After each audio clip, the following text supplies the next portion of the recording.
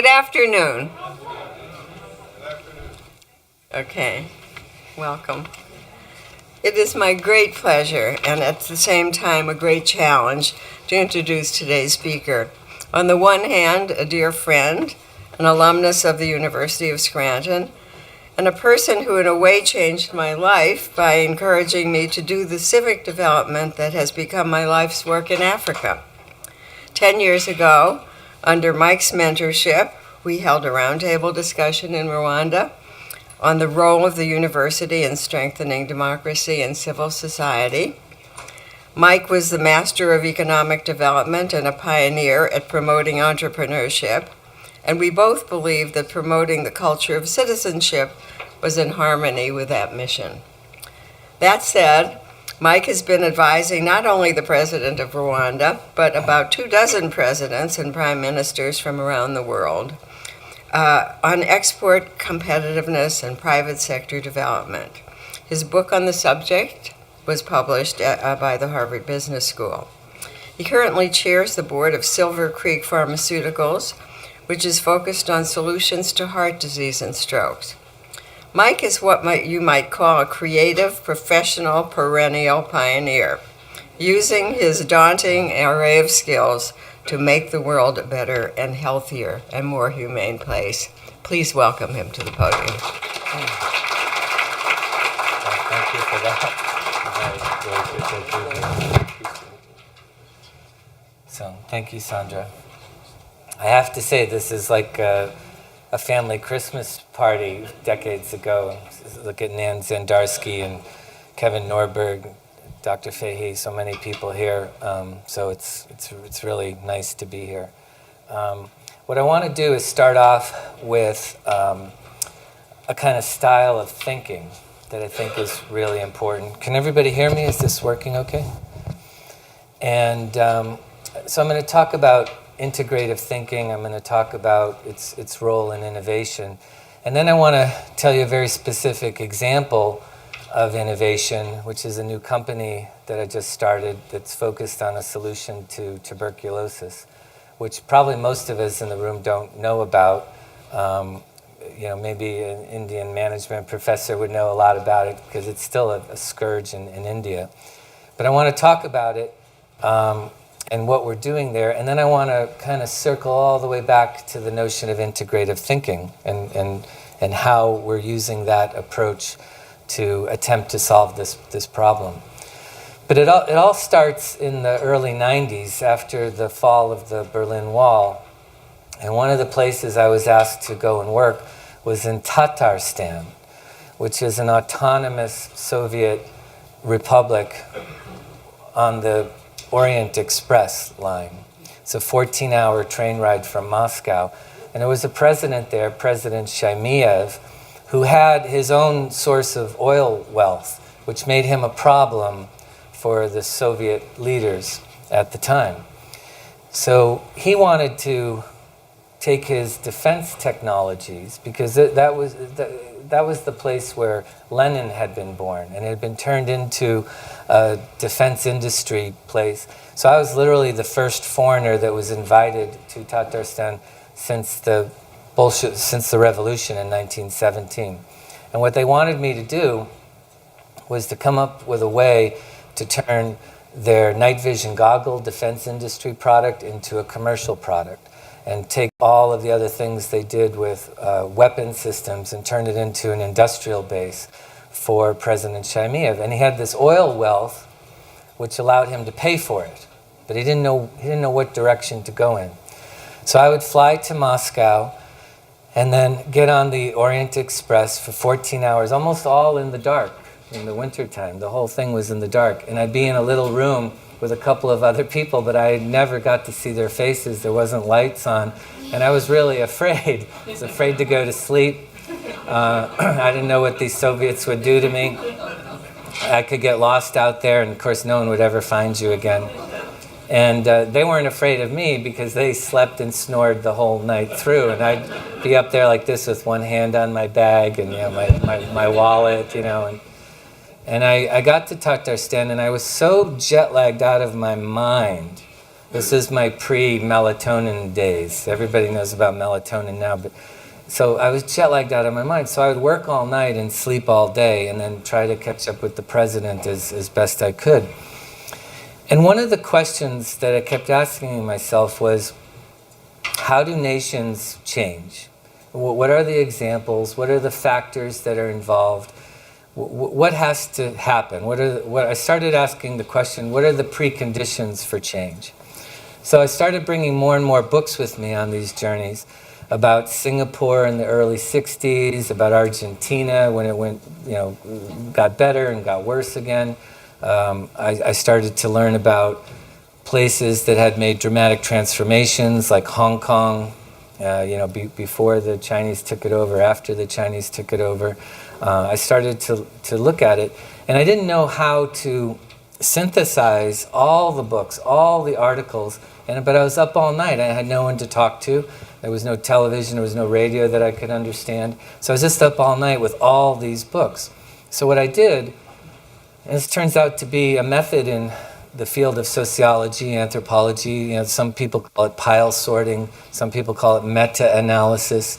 I didn't know this at the time, but what I did was, for everything I saw about a country that had transformed itself, like Chile between 1973 and 1983, I would write down the factor on a little yellow sticky. So it would say, rule of law, private sector innovation, macroeconomic stabilization, whatever I would find, I'd put on a little yellow sticky, and then I'd put it on the wall in the middle of the night in Tatarstan. And I had got up to 74 little stickies. And I thought, this is way too much to be useful. So what I'm going to do is I'm going to take all the like attributes and I'm going to put them into categories now. So I put everything that sort of had to do with economic stabilization here, everything that had to do with maybe private sector growth here, everything with human capital development here, everything with opening up to the world here. And after all that work, I only got it down to 22 categories. So I said, okay, I got to keep going, because a useful model is long enough to be a reasonable map of the world, but it's not a map of the world where 1 mile equals 1 mile, which isn't a useful map of the world. So I got the 22 categories down to 14, and then I got the 14 categories down to 5. And then when I got the 5, I wrote a book about it and then published it at Harvard. And it's the whole last chapter of a book I wrote in 1997, and it's called The Preconditions for Change. And it comes down to 5 things. The first thing is, no country that ever got better didn't have a crisis. A crisis is a useful thing because it can galvanize a response among people who think differently. So the best crisis I know that galvanized a useful response was the genocide in Rwanda in 1994. Because we had, people think there were 2 ethnic groups, but there were 3. There were the Hutus, the Tutsis, and then there was the Twa. And the Twa, many people sort of think of them as the pygmies or the bush people, even though many of the Twa are bigger than me, which means I'm smaller than a pygmy. But it turned out that these ethnic groups that spoke exactly the same language with exactly the same accent, that intermarried for 500 years, that it both existed in every part of the country, the Hutus made these very negative attributions to the minority group Tutsis, and they tried to exterminate them. And many of you are familiar with that story. And we can come back and just do a whole Rwanda thing sometime, which would be really interesting and fun. And I'm going to finish this in a bizarre way, which is an exciting announcement that the world doesn't know about, and you'll literally be the first people to hear about this. But President Kagame, who was a 2-star general in the military for the Tutsis that came in and ended the genocide and created a democracy where 66% of the parliament is women, and is now one of the 10 safest countries in the world, and which now has one of the 5 smallest amounts of disparity between the rich and the poor in the world. It's literally like Norway, Denmark, Rwanda, in these categories. He did this because he said, well, first of all, no more Hutu and Tutsis discussion, we're Rwandans. And he enforced it rather forcefully. We don't have raw materials, so we're going to invest in education and healthcare. And we're going to use this crisis to do something very important. And this is the second precondition for change, is we're going to define our moral purpose, which is that our ethnic differences die with this generation. Our children will not think Hutu, Tutsi, and Twa, and they will not have animosity. And even though we still have animosity, he's very, very candid about, they'll feel the antipathy towards the other groups. It's still in my heart. I control it every day. It's like the way an alcoholic fights it every day not to drink. I still control it every day. But when I die, it dies.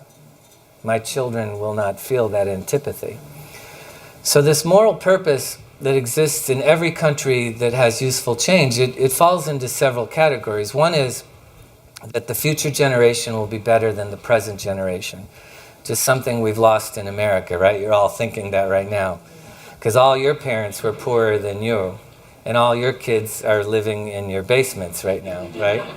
And that's not America. Well, one of the great moral purposes is that the future generations will be better than ours. Another moral purpose that I find useful out there is that we not fall behind the rest of the world. That as other places progress, we need to catch up.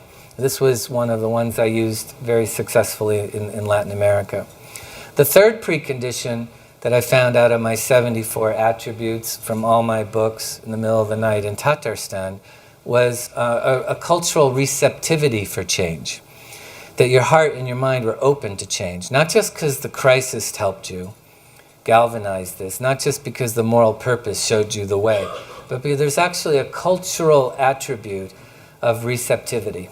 And you actually see it in the Meiji Restoration in 19th century Japan. You see it with the Israelis right now. Because anything you give them, they make it better. We give them a $40 million F-18 fighter jet, and they dig in and they throw out things, and they put new things in, and they don't even tell the Americans what they've done. And the fighter jets are faster and deadlier than the ones we gave them, because they say, we're just going to keep changing things, keep learning, keep doing things better. We're not going to take what the world gives us, we're going to make it better. So you see it in all these different attributes. So the fourth one is a kind of very specific determination that new knowledge we don't possess, is critical to our transformation. So you see this with the famous economists from Chicago that went to Chile. And most people don't know that part of the Singaporean revolution in the early 60s under Lee was actually that the knowledge came from the University of Michigan. People don't know that there's not only the Chicago boys, there's the Michigan boys and girls probably. And we see this with Harvard's influence in Bolivia. Although Bolivia hasn't been a stunning transformation, probably because it was Harvard. But you're finding in every single case there's very explicit, there's new knowledge we require. Let's figure out what that new knowledge is. And I'm going to tell you what those categories are in a minute. And then let's go get that. But when we get that knowledge, let's do something different with it. So, for example, in Rwanda, one of the things I say about the Rwandans is they build modern institutions on traditional values. So they're really interested in what Harvard has to say, the IMF has to say, what WHO has to say, but they do not do what those institutions tell them to do. And this is a very interesting thing in the world, because what they'll do is they'll say, well, tell us what you've learned about evidence-based economic science, or tell us about oncology, or tell us about constitutions in other parts of the world. But then the Rwandans take it and they make it their own. And they do it in a very specific way. They actually will go back in time, 500 years, 1,000 years, to ancient Bantu and Nilotic traditions, and they will find something that worked back then, and then they will bring it up and modernize that ancient value, that ancient custom. They'll keep the old name though. So you have Umuganda, which means the last Saturday of every month. The entire nation has to come out and sweep the sidewalk, clear debris from a waterway, or plant a tree, including the president, and including a visiting president if he happens to be there on Umuganda Saturday. Felix, am I getting this stuff right? Yeah. Felix has been through quite a few Umugandas himself, I think. And even if I'm driving down the road, a white person, a Mzungu, and Mzungu is a Bantu root word. Most people don't know this. I don't even know if Felix will know this. But Mzungu comes from the root word kuzunguzuka, which means to go around in a circle. So people think Mzungu means European or white person or learned white person or esteemed foreigner. It actually means crazy person from the heat who turns pink and goes around in circles. If you really study the root of the word, it's way different than we proudly give ourselves. But even a Mzungu going down the road will be stopped by the police and asked, why aren't you at Umuganda? And you have to have a good reason or you get a ticket. You pay a fine. So the whole country comes out and cleans the country. So Rwanda, and I think Sandra will back me up on this, is literally the cleanest country in the world. You cannot find a cigarette butt or a mango peel on the ground anywhere in the country. So in Scranton, you can't find a mango peel either, but you can find the cigarette butts. So it's a different reason. So what's the final precondition? The final precondition is leadership, and the definition of leadership is someone who's good at doing the other four things. Galvanizing the country off of a crisis, opening hearts and minds, defining a moral purpose, and then importing the knowledge they need, but upgrading that knowledge into the modern institutions based on the traditional values. And countries who do this get better, and countries that don't get better.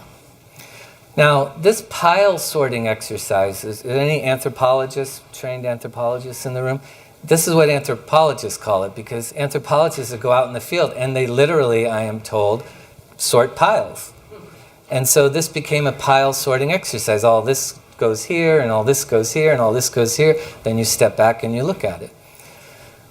More sophisticated approach that you might find in the natural sciences, what you call a meta-analysis. You look at all the different research programs, all the papers, all the public peer-reviewed papers, and you look at it and then you start to draw conclusions, and you do a meta-analysis, meta above the analysis. So that's what that was, and that's how I came up with the 5 preconditions. But that doesn't mean we're doing perfect integrative thinking yet. We're going to try to create categories that are mutually exclusive, comprehensively exhaustive, so there's no overlap, but that it takes into account every possible thing. So let's take one of the 5 preconditions, and let's double-click on that, and let's do our very explicit integrative approach. So let's pick, of the 5 preconditions, let's pick knowledge, new knowledge. Well, in economic development, there are a number of sets of new knowledge that are required. And I'm going to go through them super fast. So one is macroeconomic knowledge. To change a country, you need new macroeconomic knowledge. Now, this is where I offend the business school people and the trained economists in the room. But I can teach you everything important about economics in like 3 seconds. And for those younger people here, you don't have to take economics after I tell you this. Susan Trussler is going like, please stop now. Okay. Stabilize, privatize, democratize, and liberalize. That's all that macroeconomics really teaches you. Those are the 4 categories. The I's have it. Stabilize, privatize, democratize, and liberalize. If you get those 4 things right, the macroeconomic environment kind of improves and gets better. So there's the macroeconomic environment. The second one is the microeconomic environment. And when I think about this, I think of business strategy. I think of Michael Porter. What's your competitive advantage?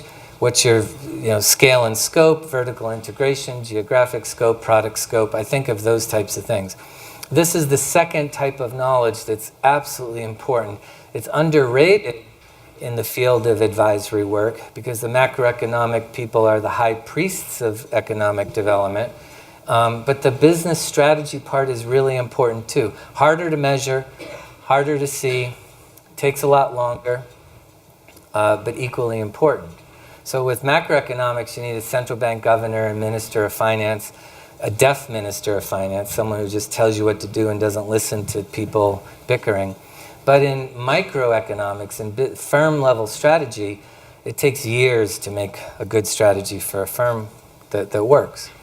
The third category of knowledge are the institutional people. These would be the lawyers, the political scientists, the people who think about how institutions work, how decision rights are distributed, metrics of measurement of how people are doing, and incentive systems, punishments and rewards. The people who think about that is the third type of institutional knowledge that's required.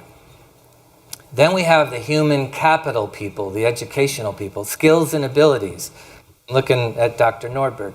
Skills and ability. I'm looking at the vicar of the Fulbright program. Are you still the vicar? Okay. So the human capital people. And the greatest quote I've ever heard about human capital is that the only investment with the possibility of infinite returns is an investment in a University of Scranton graduate, right? That's the only investment with the possibility of infinite returns. People, babies, children, skills, and abilities. Then there's the human science group of people. This is one of two that almost no one ever thinks about. The human science is really interesting, right? Think about what makes us different than most other species. Stereoscopic vision, bipedalism, opposable thumbs, modular brain. Very few other species share those kinds of things. And so what happens is it creates a very specific sort of economics of how we move, how we use our bodies as levers, how we transport ourselves, how we cooperate, how we build tools, how we even just see the world, and how a reptilian part of our brain and our abstract parts of our brain come together to create a unique cocktail of insight, right? So the human science part of this. And what we're finding out from research from Notre Dame folks, a guy named Professor Paul Zak at Notre Dame, is that people have always asked the question, are entrepreneurs born or are they trained?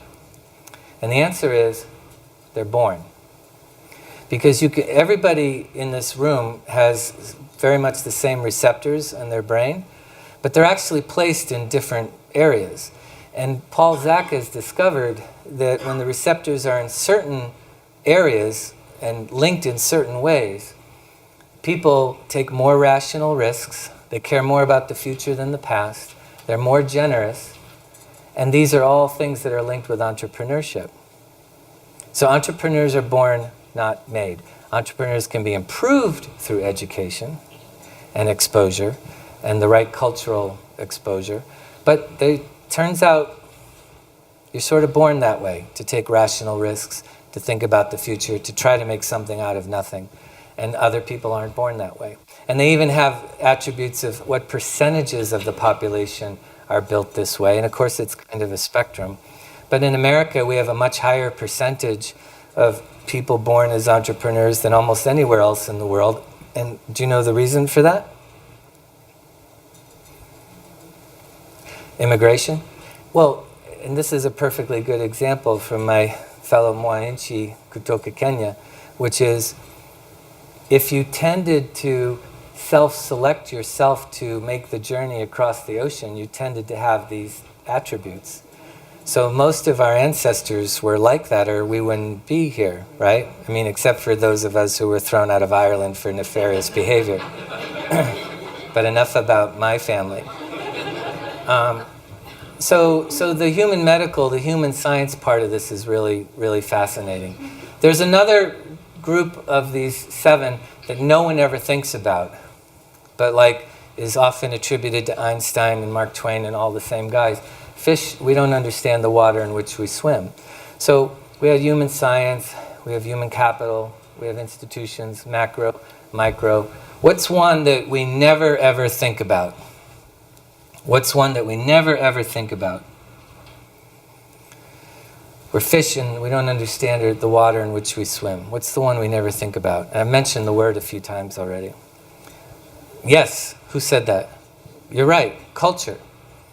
So how do we define culture? Clifford Geertz defines it as, it's the way we self-identify, but it's also the way other groups identify us, right? And it has to do with certain paradigmatic things like tolerance for people unlike yourself. Do you live in the future, the present, or the past? What's your relationship to the earth? Are you afraid of wildlife? Do you integrate with wildlife? Do you dominate wildlife? Time, the earth, other people. Do you build spontaneous, sociable experiences, or do you shy away from them? These are cultural attributes. Well, it turns out that people with certain cultures are more open to doing things in a way that promotes innovation. Like I said, if you're tolerant of people and ideas different than yourself, and you spend more time thinking about the future than consuming in the present or revering the past, if you spontaneously socialize, as Francis Fukuyama calls it, then you are going to tend to be entrepreneurial, tend to be pro-innovation. It's a pro-innovation set of traits. That's what Larry Harrison and Sam Huntington call it, pro-innovation set of traits. So there's one last one, which is the knowledge part of this. Do countries have archives of information and libraries? Does the internet give access to information to everyone else? How many international patents are being produced in a certain area? California produces more patents than the rest of the world combined. There are certain companies in California that produce most of those patents. If you have lots of international patents, that's a sign of innovation going forward. So those are the 5 preconditions for changing a country. We double-clicked on knowledge and we get the 7 types of knowledge. Now what I want to do is give you a very specific example of what we're doing that incorporates this kind of thinking into something good. So this is pronounced Akajera. It's the river that runs between the 5 nations of East Africa, and those people who live on it will tell you that it's the source of the Nile.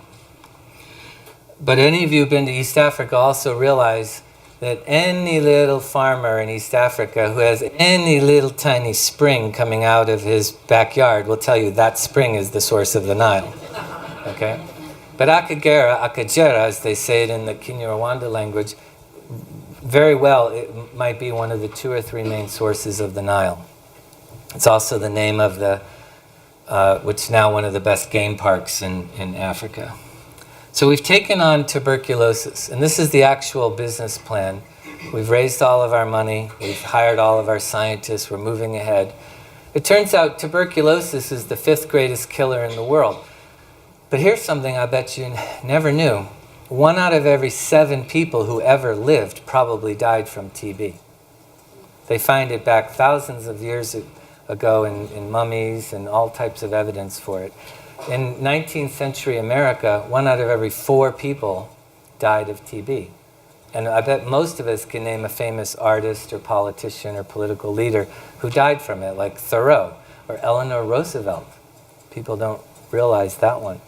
Lots of famous people. The UN Sustainable Development Goals are trying to have a 90% reduction in TB deaths. But that's a big problem because all the big pharmaceutical companies have given up on TB. They've all been retreating from the market over the last 3 or 4 years. And the reason for it is they're operating on a 70-year paradigm of using stronger and stronger cocktails of toxic materials to kill the TB. But what's the problem with that? The side effects. In fact, one of the best ways to kill TB that nobody uses is a molecule that turns white people purple.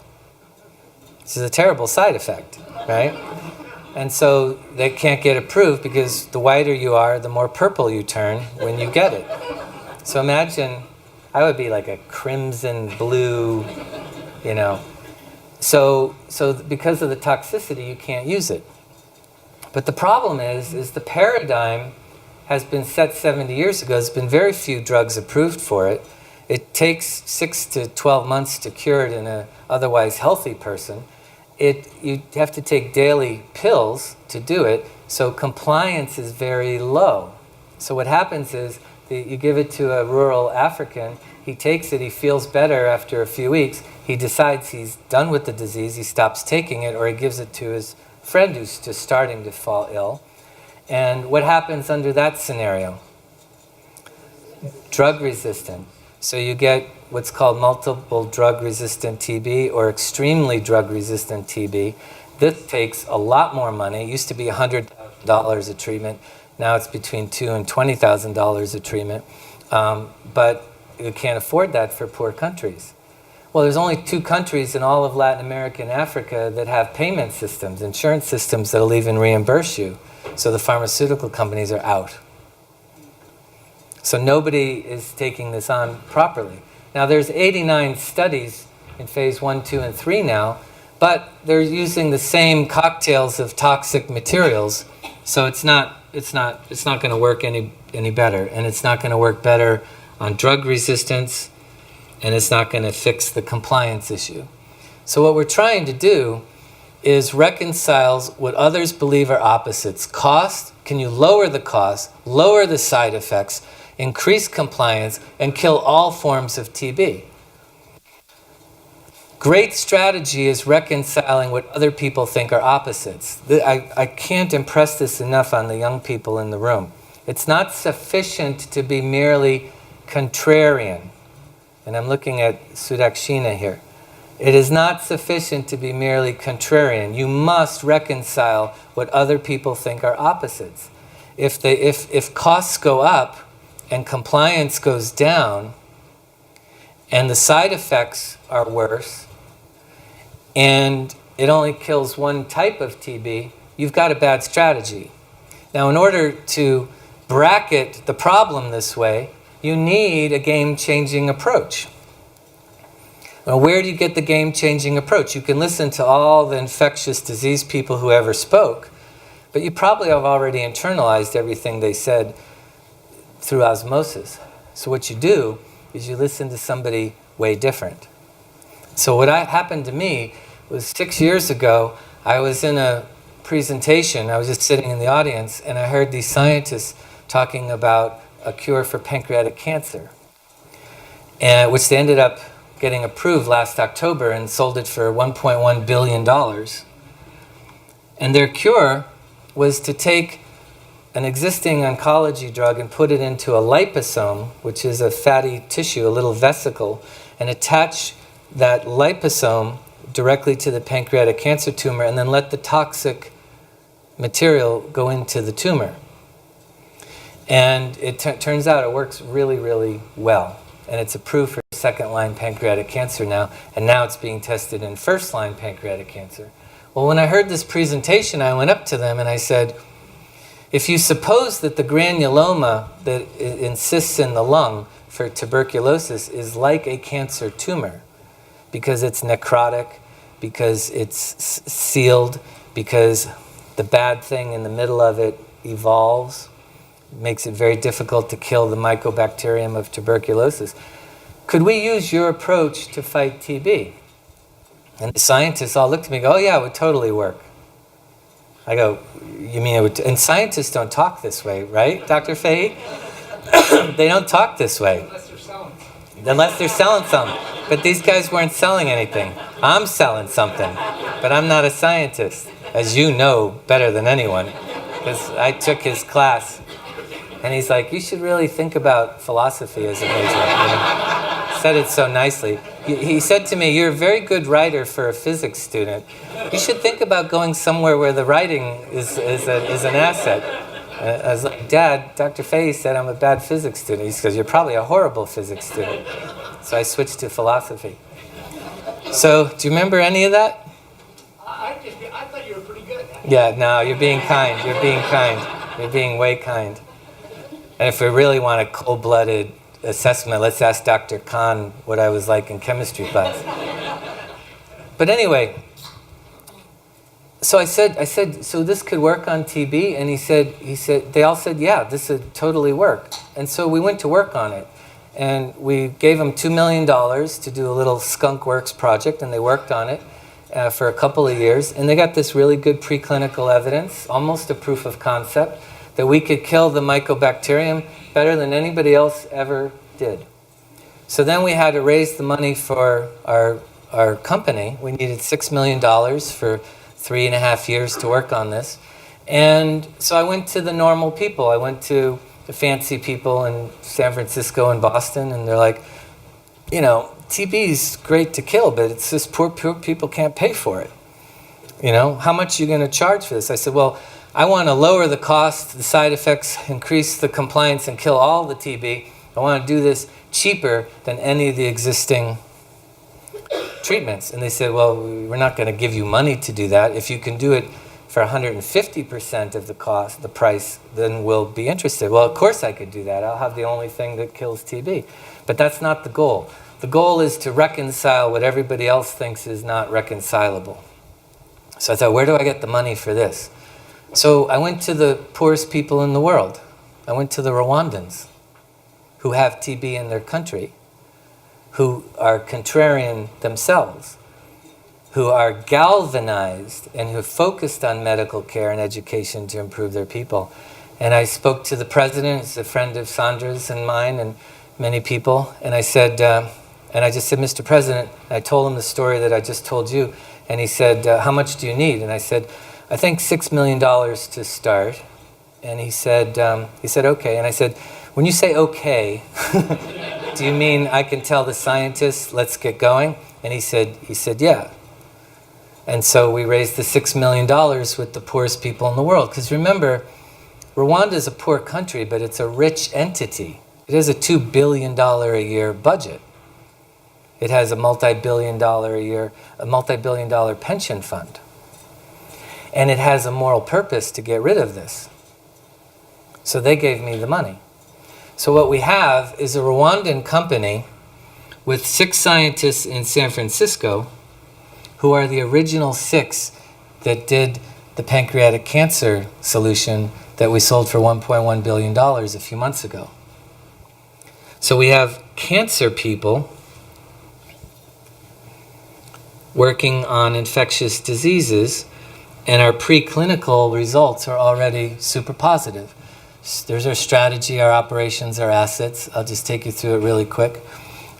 The science team is leaders in the fields of anti-infectives and the field of drug delivery called lipid-based drug delivery systems. It's never been done in infectious diseases. In fact, we think that we can give 1 or 2, I say several, but I'm managing expectations. 1 or 2 30-minute intravenous experience. So what'll happen is a person will come in, sit in a chair, a nurse will put in an intravenous bag, and 3 weeks later there'll be no TB. And this will work on drug-resistant TB and as well as regular TB. Well, what are the numbers? It's 10.5 million people a year get tuberculosis. 400,000 children die every year from it. And 2 billion people across the world have latent TB, including probably me. But most people with latent TB don't even want to know if they have it because the cure is so expensive and painful.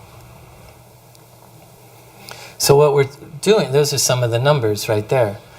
The traditional approaches are failing the poor, and curing TB requires a disruptive technology. The infectious disease people haven't been able to come up with it. Here's all the ongoing studies right now, but none of these approaches addresses all the issues of side effects, length of treatment, cost, and compliance. And there's no vaccine that's effective in preventing TB in adults, either before or after exposure to TB. The greatest killer in human history. Here's how we expect to get the money back to the Rwandans. We expect to develop this over a 3 or 4 year period, go through FDA trial 1 and into FDA trial 2, where the value will go up. By the time you get to the third trials, it's logistically very difficult for a company, so you need a strategic partner or you need to sell the company to someone that'll take it on. That's the whole company right there. Very, very small. And these are the geniuses that worry about this on a daily basis now. So we just formed the company. We'll have our in vivo data and final molecule. I say 18 to 21 months, it's really 12 months. That's how we're going to spend the money through the different phases. It's sort of the most important part of the business plan right there. And you see, this the government of Rwanda investment is the blue line. We're already lining up philanthropic investment so we can expand this into Ebola and MRSA with the exact same approach. That's one slide that shows the intellectual property. This is the liposome, and inside there is a little toxic bomb that goes off when it attaches to the granuloma inside the lung or the bone. There's the team. And here's some of the basic problems. You know, this is just, I copied that right out of a WHO document. So how do you change the mind of a country? What are the preconditions for change in a country? Remember, you need a crisis. You need cultural receptivity. You need new knowledge. You need moral purpose. And you need leaders who understand the first four things. And they're good at creating those first four things. If you double click on the new knowledge, you get the macro, the micro, the institutional, the human capital, the human science, the knowledge, and the culture. And it's all meta-analysis, pile sorting, integrative thinking, being a contrarian, looking for insights and tools in one domain and applying it in a whole new domain. And that's really what Howard Gardner, famous Scrantonian, friend of Sandra's, probably a friend of a few people here. I think he grew up on North Webster. Does anybody know that? Right around you guys. Howard Gardner defines that as genius. Taking tools and insights from one domain and applying it in a whole new domain. The reason TB is not being cured is because poor people can't afford to purchase the existing solution. And the oncology people had the technology all along. And we're taking that technology, applying it to TB, and I think we're going to have major results in 12 months. So how do I want to finish this? I promised you I'd finish in a big way. Remember the Tutsis and the Hutus? They spoke the same language. Accents are regional accents, not ethnic accents, right? They intermarried. It was really the French who came in and divided them so the Mitterrand family could benefit from defense expenditures, defense purchases there. And it was the feckless Americans, the Clinton administration, who was worried about a 1994 midterm election and his NATO relationship with France, who refused to go in and stop it. It would have taken 2 F-18s and 100 Army Rangers, and they would have stopped the whole slaughter in a day. He declined to do that because of the recent problem with Black Hawk Down in Somalia. So we were just as bad. We were just as culpable as anybody. And we didn't even know what was going on at the time. Nobody here knew what was going on until it was over. But it turns out that the basis, the very premise of ethnicity turns out to be wrong. And you're the first people in the world who are hearing this. 5 years ago, I took Dr. Lee Silver from Princeton, and I took him to Rwanda, and we did DNA testing on President Kagame and his wife and 20 other people. And we found out several really interesting things. Number one was they had the highest level of heterozygosity in the world. They were the highest level of being hybrids in the world, ever tested. In fact, President Kagame was the highest ever tested. Then we tested his wife, and she set the new world record. And we didn't know why until the last couple of years as the archaeological and anthropological evidence caught up. But it turns out that the waves of people who left Africa, they actually came back. Like all good Africans. They go home sooner or later. Felix, they're all good Africans, especially doctors. They go home, they help. Felix is a very esteemed physician in Rwanda. So they came back, and when they came back down the Nile and the Rift Valley, and that's where Rwanda is. So the level of hybridization is the highest in the world. They're not only this peculiar, narrow-minded, stupid, bigoted, little tribal thing, they're actually the exact opposite. They're the true citizens of the world. And when we tested President Kagame, he had sequences of his genome from Niger and Nigeria, which is really interesting, because that's where the Hutus are supposed to come from. So it turns out of his African sequence, more than half of it is Hutu. Kagame's Hutu. He's not Tutsi. He has blood from Namibia, and he has blood from Israel. And there was one guy, a Chinese guy, that's part of his genome sequence from a century ago. And when I presented the results to him, I said, "Sir, you're part Chinese." And you know what his response was? He said, "Oh, there's a story of a Chinaman who came to my village about that time frame." And I said, "Well, sir, he stayed the night."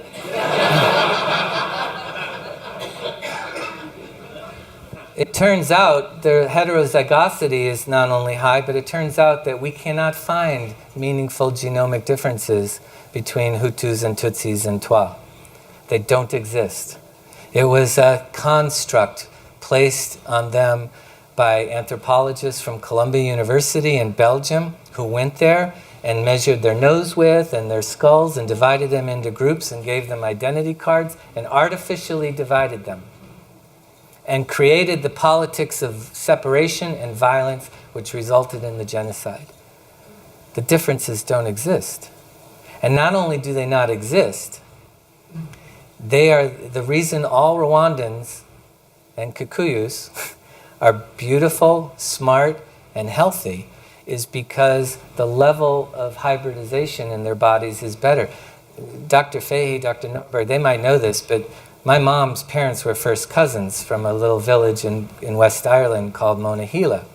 And when I discovered that in a search through West Ireland and called my dad one day and I said, "You know what, mom's parents were first cousins. They both had the last name Fahey." This is Zandarsky. And my dad said, "Oh, that explains a lot."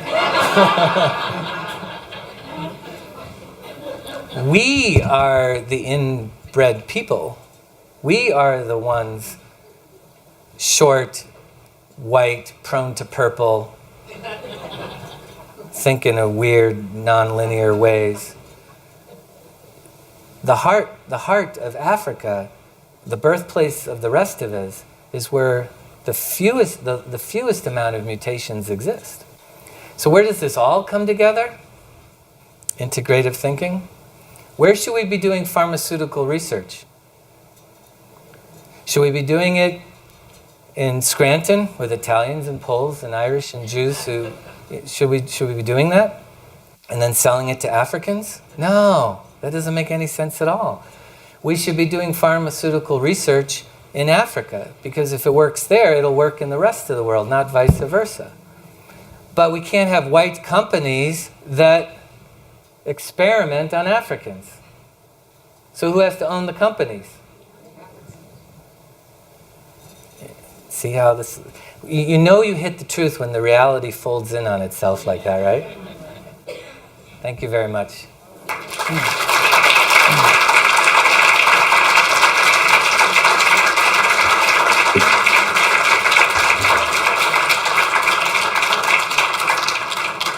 Questions? I know it was. There's a lot of different categories there on purpose. Felix, did I get the Rwanda stuff right?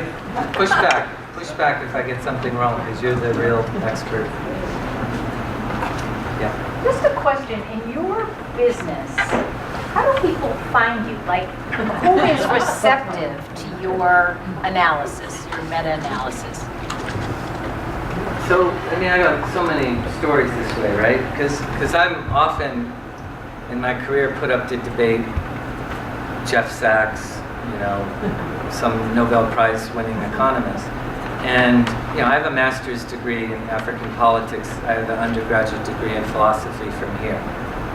And I'm put up against Jeff Sachs, the enfant terrible of economics.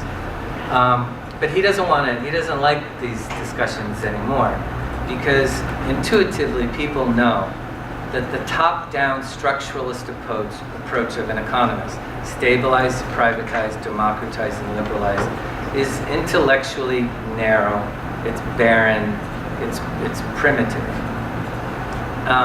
When people see that you bring in cultural factors, business strategy, human biology, and bring it together into a coherent story, where my map of the world is bigger than his, but it's not a legend that says 1 mile equals 1 mile, it's just bigger than his, then they know that you're the one who is getting closer to the truth. Now, converting that to policy is hard. So I have a matrix where I have 18 cells, 6 policy instruments, and 3 categories, and I fill out each one for every country: monetary, fiscal, direct foreign investment, wages, sectorals, and income. Those are my 6 categories. And then I divide it by legislative and other rules and market environment. And then I fill it out for every country, and I tell them how to do it. But then I focus on their education system, their values, their attitudes, their beliefs, their goals, their attributions to others, and I get them to be deeply introspective about those values. And that's where the change occurs. If you get the values right, they're the mother of institutions. Then institutions are right, then you get good outcomes.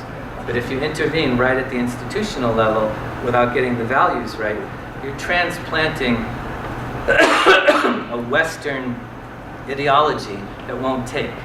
Nigeria has the exact same constitution as the United States of America. The exact same one, word for word. They literally took it globally, replaced America with Nigeria. But it has a different impact because of the values and attitudes and beliefs of the Nigerian people. So you want to have an integrated approach.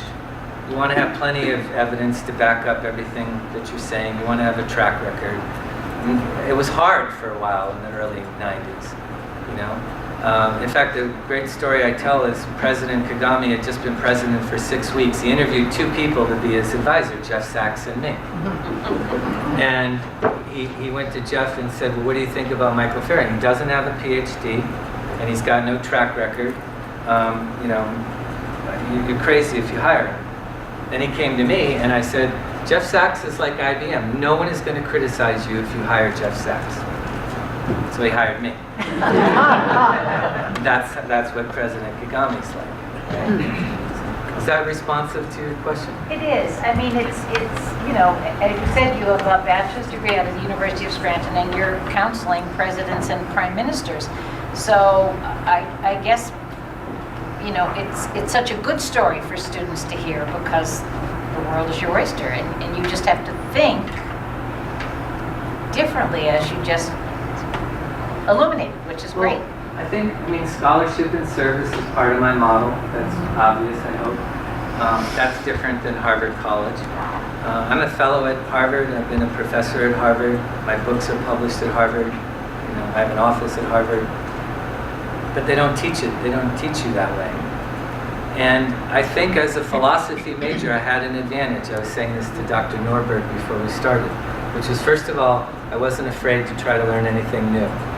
Oh, I gotta learn Swahili? Oh, I gotta learn chemistry? Oh, I gotta talk about chemistry in Swahili? But I studied, Hegel and Kant and Schopenhauer, and okay, I'll do that. And you don't learn it right away. You learn it after years of dedication. I just wasn't afraid. But the second thing about philosophy is it's inherently an integrative exercise. Because everybody you study studies the same things, God and existence, but with totally different technologies. So I remember what I used to do for Dr. McGinley, it was, and he was using all these horrible Kopelstein books, right? Horrible Kopelstein books. Is he still around, Dr. November? So he's around. Okay. So they were all secondary sources, and I hated it. And my father told me to hate it, and so I hated it. So what I would do is I would ignore them, and I would get the primary sources, and then I would read the books as fast as I could, and I got butcher paper, huge roll of butcher paper, and I rolled it across the dining room table, and I would write all the philosophers and what I thought their things were, and then I would step back and I would try to connect them.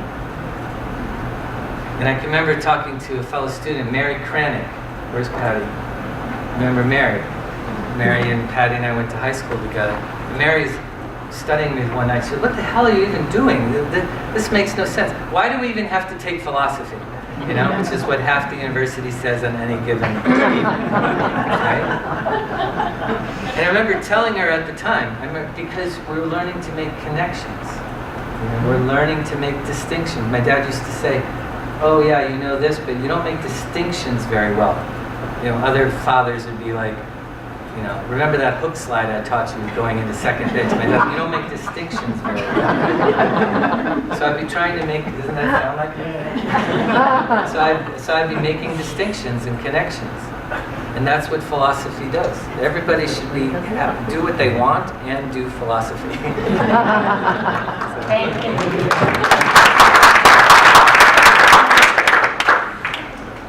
Yeah, I just had two observations here.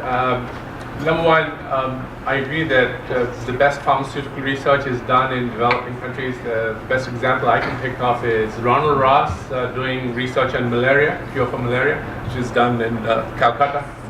So that's where the mosquitoes were. And so that's how he went on to win the Nobel Prize. Yeah.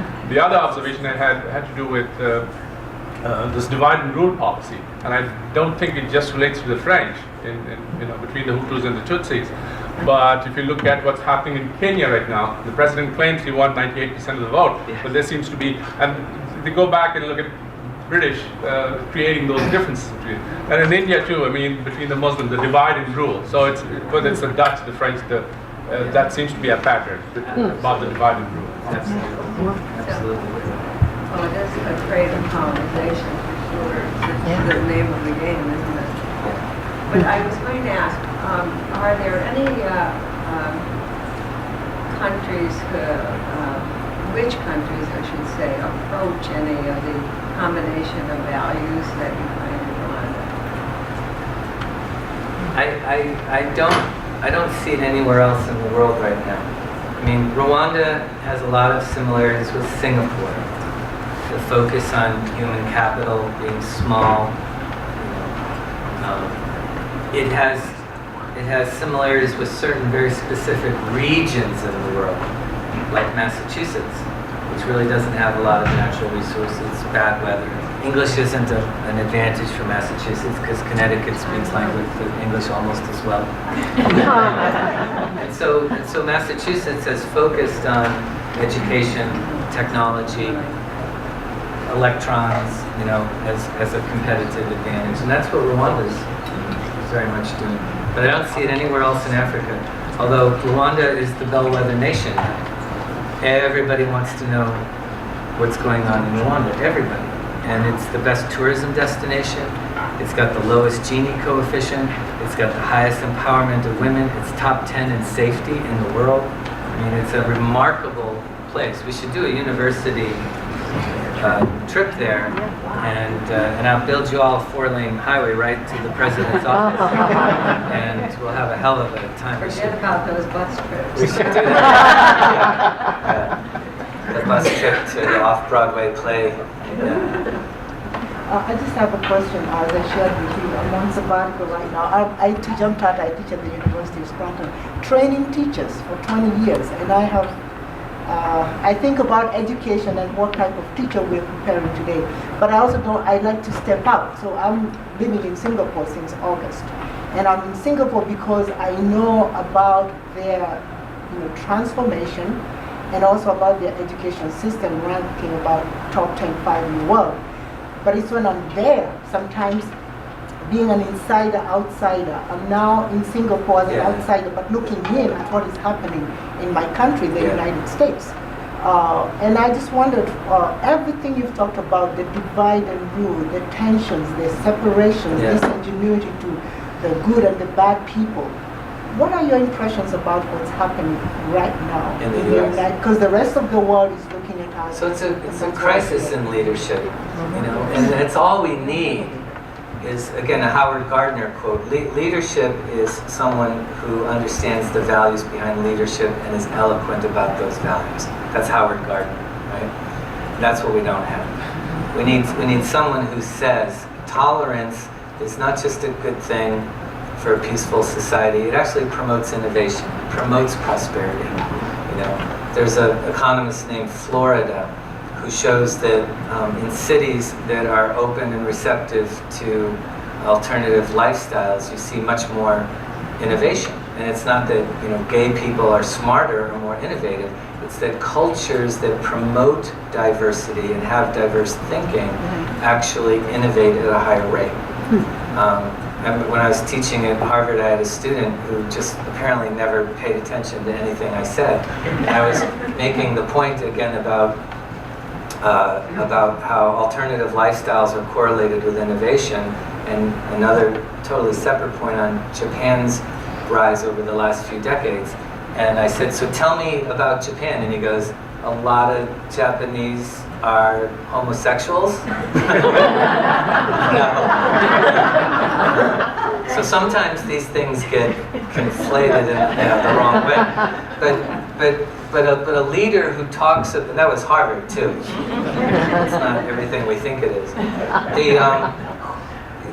A leader who could promote the values, competition that spurs innovation, that promotes disruptions that are useful, tolerance for people unlike ourselves, a future orientation. You know, a leader who could turn that into policies, a leader that could be eloquent about that, a leader who could inspire us with those ideas. That's what we need. The economy needs a different strategy, and I won't go into that. The real problem is just the crisis at the very, very top.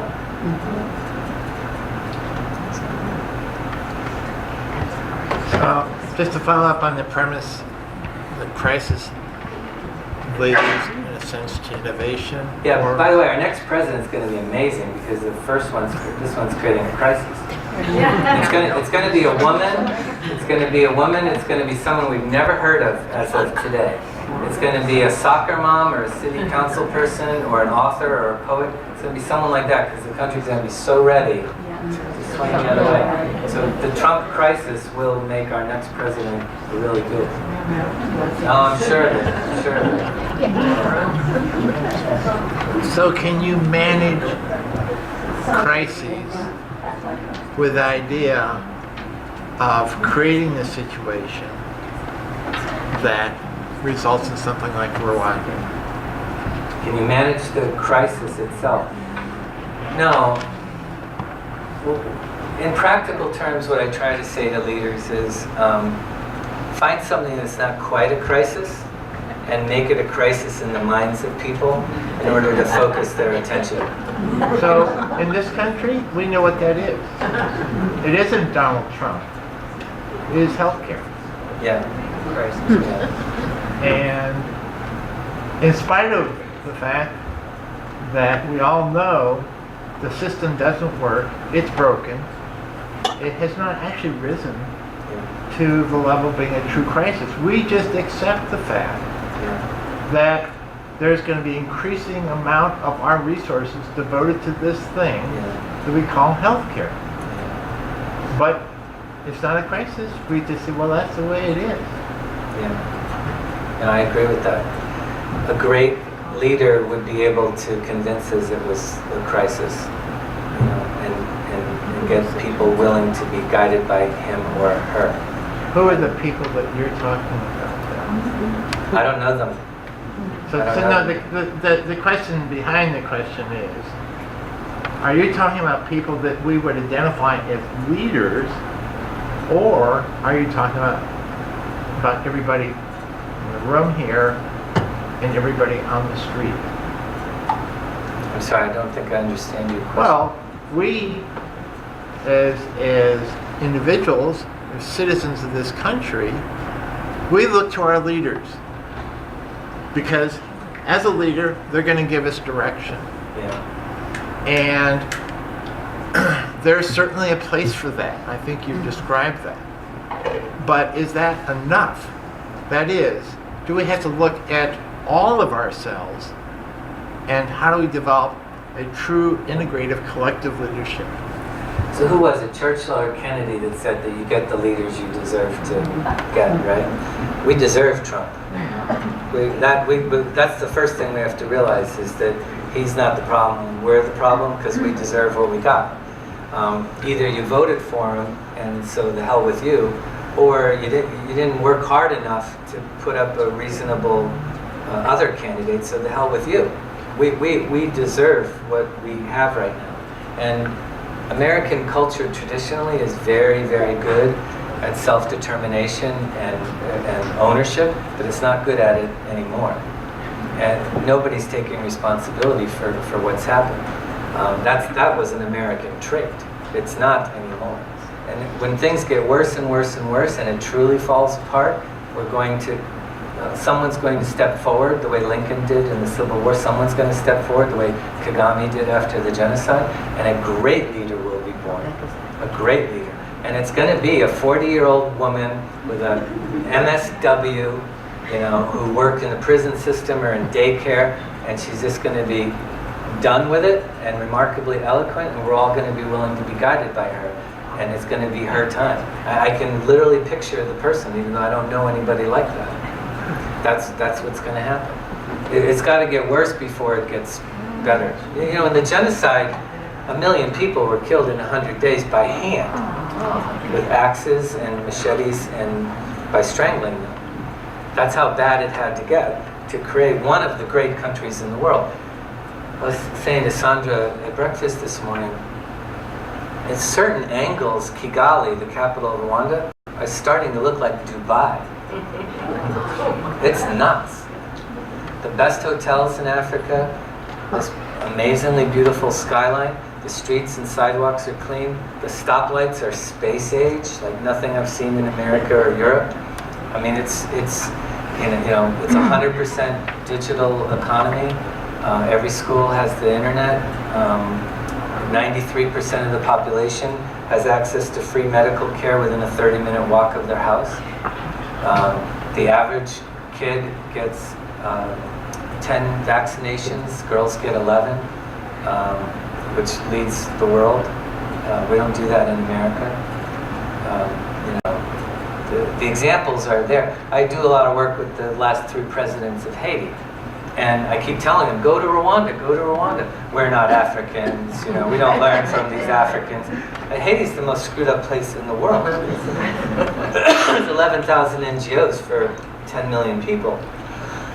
The last president, his name was Sweet Mickey. He was a rapper.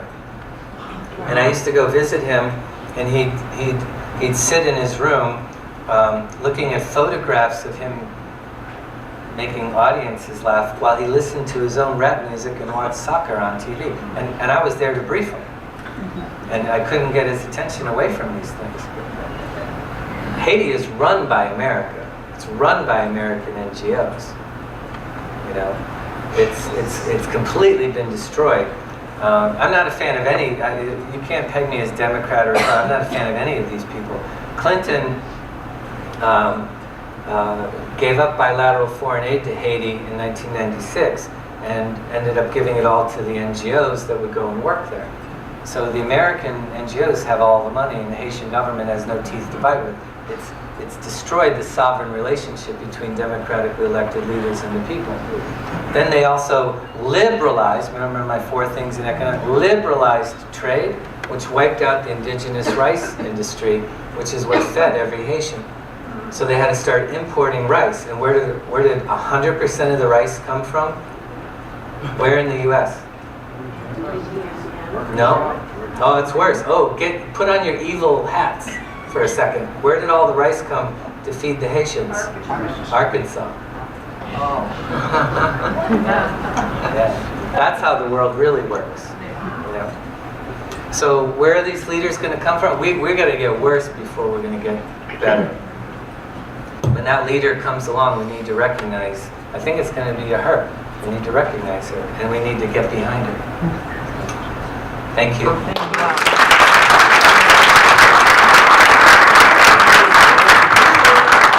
Before I thank Mike, I want to tell him I do disagree with him on one thing.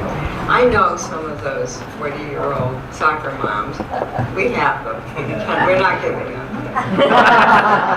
It's with we've got too much. There's too much more at stake. So I don't think we can give up.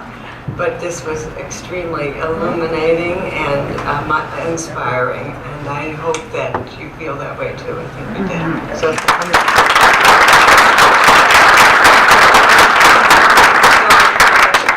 On Tuesday to hear Trudy Rubin, and we'll see you then. Thank you.